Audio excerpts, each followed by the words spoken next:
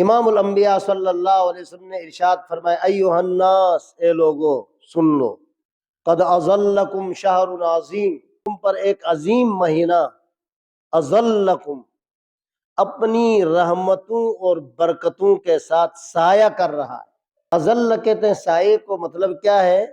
رحمتوں کا سایہ، برکتوں کا سایہ، بخشش کا سایہ، گناہوں کی معافی کا سایہ۔ اللہ تعالیٰ کی طرف سے بھرپور رحمتوں اور برکتوں اور انعامات اور اکرامات کے ساتھ اظلکم تم پر سایہ کر رہا ہے۔ شہر مبارکن، فرمایا یہ نہ جو ہے برکت والا مہینہ ہے، اور فرمایا شہر فیہ لیلۃ خیر من الف شہر، اس مہینے میں ایک ایسی رات ہے جو 1000 مہینوں سے افضل ہے۔ لیلۃ القدر کی رات جس میں جو آدمی عبادت کرے 83 سال سے زیادہ عبادت کا ثواب ملتا ہے۔ جو آدمی اس رات میں قرآن پڑھے، 83 سال سے زیادہ قرآن پڑھا، نوافل پڑھے، 83 سال سے زیادہ نوافل کا ثواب۔ جو بھی نیک کام کرے اس رات کو، نیکیاں کرے، نمازیں پڑھے، 83 سال سے زیادہ عبادت کا ثواب ہے۔ یہ جو عبادت کا لفظ ہے نا، عبادت ہم یہی سمجھتے ہیں نماز، روزہ، حج، یہ عبادت ہے۔ مفسرین نے لکھا ہے کسی کو نیکی کرنا یہ عبادت ہے، پڑوسیوں کے حقوق کا خیال کرنا یہ عبادت ہے، اور اسی طریقے سے ہر وہ کام جس سے اللہ اور رسول کی رضا ہو یہ عبادت ہے۔ اور جو آدمی کسی کے ساتھ ایک نیکی کرے، 3 خندق اللہ تعالیٰ جہنم سے دور کرتا ہے، ایک خندق کا فاصلہ آسمان زمین جتنا ہے، مطلب وہ اللہ تعالیٰ جہنم میں نہیں ڈالے گا اس کو جو کسی کے ساتھ نیکی کرتا ہے۔ تو نیکی کرنا بھی بہت بڑی عبادت ہے۔ جعل اللہ صیامہ فریضہ، امام الانبیاء صلی اللہ علیہ وسلم فرمایا اللہ تعالیٰ نے روزے کو فرض قرار دیا ہے۔ وقیام لیلہ تطوعا، اور رات کو نوافل اور تراویح پڑھنے کو نفل قرار دیا۔ رحمت کائنات صلی اللہ علیہ وسلم کی اس ارشاد سے معلوم ہوا تراویح بھی اللہ تعالیٰ نے مقرر فرمایا ہے، اللہ کی طرف سے ہے۔ اگرچہ نفل ہے، ثواب ہے، لیکن اتنا عظیم ثواب ہے کہ اللہ تعالیٰ نے رات کے تراویح کو مقرر فرمایا۔ نبی کریم صلی اللہ علیہ وسلم فرمایا کہ اس کے تراویح کو اللہ تعالیٰ نے نفل قرار دیا۔ من تقرب فیہ بخصلۃ من الخیر کان کمن ادی فریضۃ فیما سوا، جو آدمی اس مبارک مہینے میں کوئی نیکی کرے کہ کیا ثواب ہے؟ کان کمن ادی فریضہ، غیر رمضان المبارک کے فرض کے برابر ثواب۔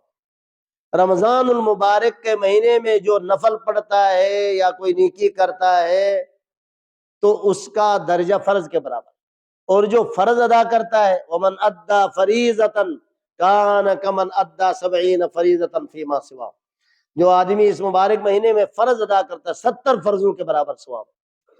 مثلا رمضان المبارک کے شروع ہوتے ہی رمضان المبارک میں کوئی آدمی فجر کی نماز پڑھتا ہے تو گویا اس نے 70 فجر پڑھے، 70 فجر کے برابر پڑھنے کا اس کو ثواب ملے گا۔ اسی طرح ظہر، عصر، مغرب، اور جو بھی فرض ادا کرے کمن کان ادی 70 فریضہ، 70 فرضوں کے برابر ثواب۔ یہ پیکیج صرف یکم رمضان سے لے کر رمضان کے ختم ہونے تک یہ پیکیج ہے۔ آگے کیا فرمایا نبی کریم صلی اللہ علیہ وسلم؟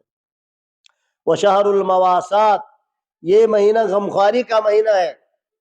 ایک سرمایہ دار آدمی جو دن بھر کھاتا رہتا ہے، اعلیٰ قسم کے کھانے کھاتا ہے، رمضان المبارک میں اس کو روزے کی وجہ سے بھوک لگی، پیاس لگی، تو اس کو یہ احساس ہوگا کہ وہ غریب لوگ جن کو ایک وقت کا کھانا میسر نہیں ہے ان کا کیا حال ہوگا، غمخواری پیدا ہوتی ہے۔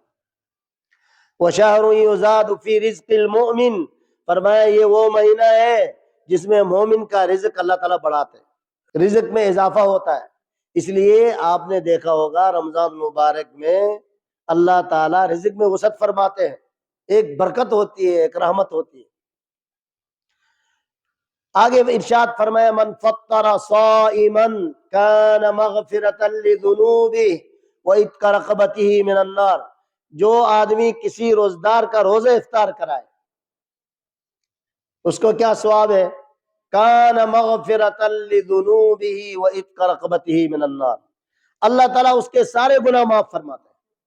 جو کسی کا روزہ افطار کرائے اس کے سارے گناہ معاف ہوتے ہیں۔ وَعِتْقَ رَقَبَتِهِ مِنَ النَّارِ، جہنم سے اس کو آزاد فرماتا ہے۔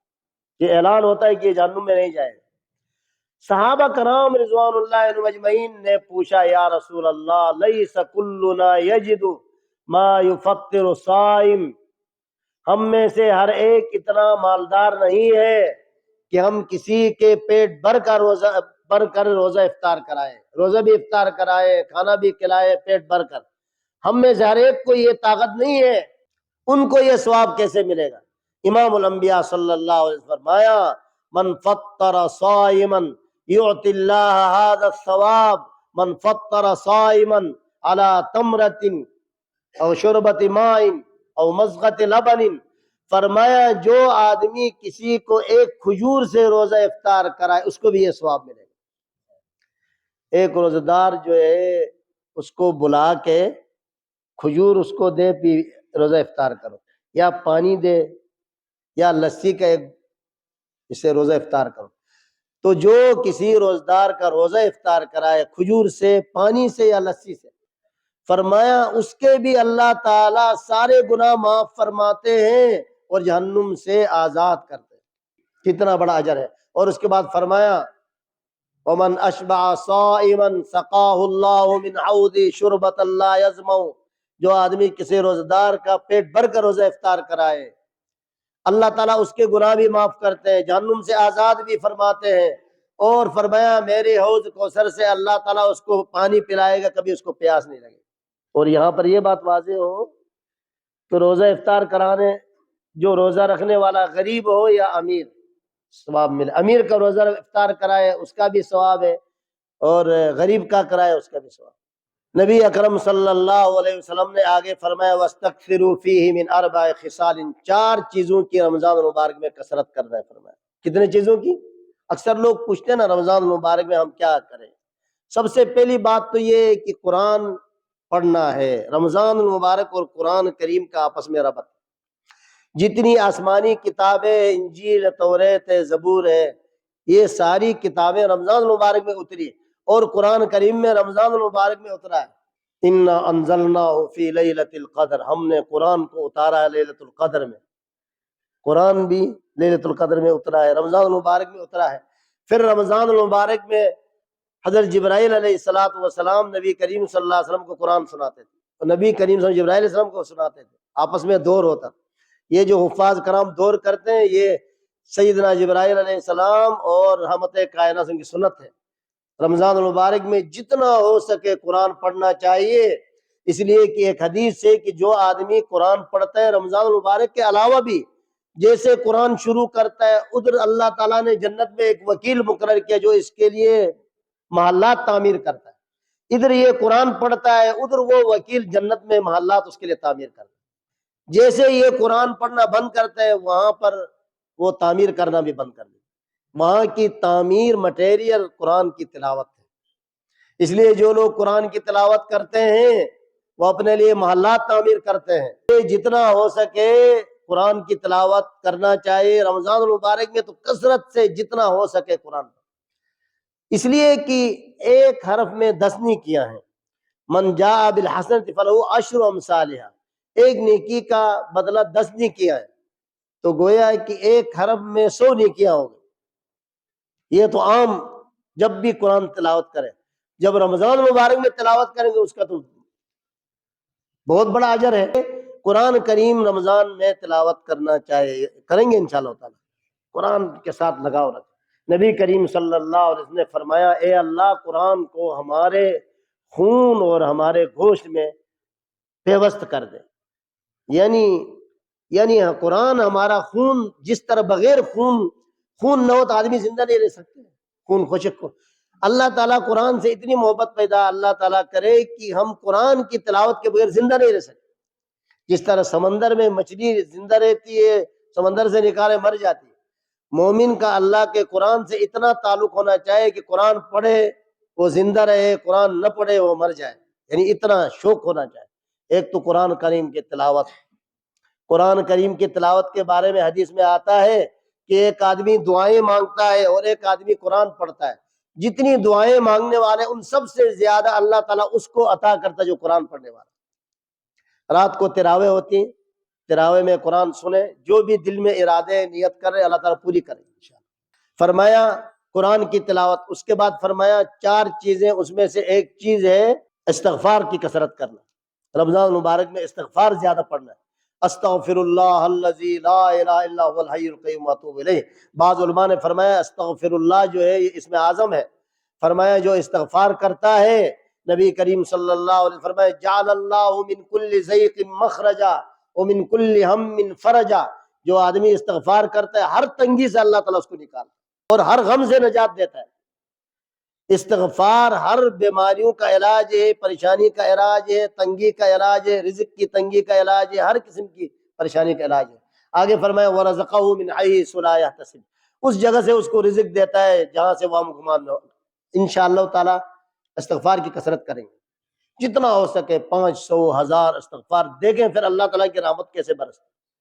یہاں پر استغفار کے بارے میں ایک بات عرض کروں کہ امام حسن بصری رحمہ اللہ قرآن کریم کا درس دے رہے تھے، ایک آدمی نے کہا حضرت رزق کی تنگی ہے، کوئی وظیفہ بتائیے، فرمایا استغفار کر۔ ایک اور آدمی آیا کہا بچے نہیں ہو رہے ہیں، فرمایا استغفار کر۔ ایک اور آدمی نے کہا پانی خشک ہو گیا، کہا استغفار کر۔ اس قسم کے کوئی 5 مسائل، بیماریاں، علاج صرف استغفار بتایا۔ ایک آدمی نے مجلس میں پوچھا کہ حضرت بیماریاں بہت ساری تھی، علاج آپ نے صرف استغفار بتایا، جس کی اولاد نہیں اس کے لیے بھی فرمایا استغفار کرو، اور جس کی رزق کی تنگی کا مسئلہ اس کو بھی استغفار بتایا، جس کی مال نہیں ہے اس کو بھی استغفار بتایا، جس کی اولاد نہیں ہے اس کو بھی استغفار بتایا۔ حضرت امام حسن بصری رحمہ اللہ فرمائے میں نے نہیں بتایا، اللہ نے قرآن میں اس کا علاج بتایا۔ اللہ تعالیٰ نے فرمایا وَاسْتَغْفِرُوا رَبَّكُمْ إِنَّهُ كَانَ غَفَّارًا، اللہ تعالیٰ سے استغفار کرو، اللہ تعالیٰ تمہارے گناہ معاف کرے گا۔ وَيُمْدِدْكُمْ بِأَمْوَالٍ وَبَنِينَ، تمہاری مال میں بھی کثرت ہوگی، رزق میں، اور تمہاری اولاد میں بھی کثرت ہوگی، اولاد بھی ہوگی۔ وَيَجْعَلْ لَكُمْ جَنَّاتٍ، باغات بھی ہوں گے، وَيَجْعَلْ لَكُمْ أَنْهَارًا، نہریں بھی بہیں گی۔ فرمایا یہ علاج اللہ نے قرآن میں بتایا، استغفار کریں گے انشاءاللہ۔ استغفر اللہ الذی لا الہ الا هو الحی القیوم واتوب الیہ، یہ استغفار۔ اگر یہ نہیں کر سکتے نا، اتنا تو سب کر سکتے، استغفر اللہ استغفر اللہ استغفر اللہ، ٹھیک ہے جی۔ ابھی نماز کے بعد تسبیح لے لیں، رمضان میں استغفار، استغفر اللہ استغفر، آپ دیکھیں اللہ تعالیٰ کی رحمت برستی نہیں برستی۔ اگر کوئی پریشان ہے، کسی بھی پریشانی مبتلا، استغفار سے مسئلہ حل ہوگا انشاءاللہ۔ فرمایا ایک تو استغفار کرنا ہے، اپنی امت کو بتایا جتنا عام دنوں میں اگر 500 کرتے ہیں تو رمضان مبارک میں 5000 کریں، عام دنوں میں 100 کرتے ہیں، رمضان مبارک 500 کریں استغفار۔ ایک تعداد رکھیں کہ 500 میں نے لازمی کرنا ہے، 500 کے علاوہ جتنا ہو جائے، 1000 ہو جائے، 2000 ہو جائے، لازمی 500 یا 300۔ ہر مشکل کا حل، ہر پریشانی کا علاج استغفار۔ اور اس کے بعد فرمایا فشہادۃ اللہ الہ الا اللہ، لا الہ الا اللہ پڑھو۔ اب لا الہ الا اللہ کوئی مشکل ہے؟ موسیٰ علیہ السلام نے اللہ تعالیٰ سے فرمایا کوئی خاص وظیفہ عطا فرمائیے، کوئی خاص وظیفہ۔ اللہ تعالیٰ نے فرمایا لا الہ الا اللہ پڑھو۔ موسیٰ علیہ السلام نے فرمایا یہ تو عام ہے، یہ تو عام ہے، سب پڑھتے۔ فرمایا اے موسیٰ سن لو، یہ اتنا اہم وظیفہ ہے، اگر 7 آسمانیں 7 زمینیں کل کائنات ایک پلڑے میں رکھ کے لا الہ الا اللہ کو ایک پلڑے میں رکھو وہ بھاری ہوگا۔ اور لا الہ الا اللہ جو ہے نا، اس میں اعظم ہے، اس میں ذات ہے، ہر قسم کے مسئلوں کا حل ہے۔ سب سے زیادہ وزن قیامت میں کلمات طیبہ کا ہوگا، لا الہ الا اللہ، لا الہ۔ بس آج یہ ارادہ کر لیں ہم یہ 2 چیزیں ہم کثرت سے کریں گے۔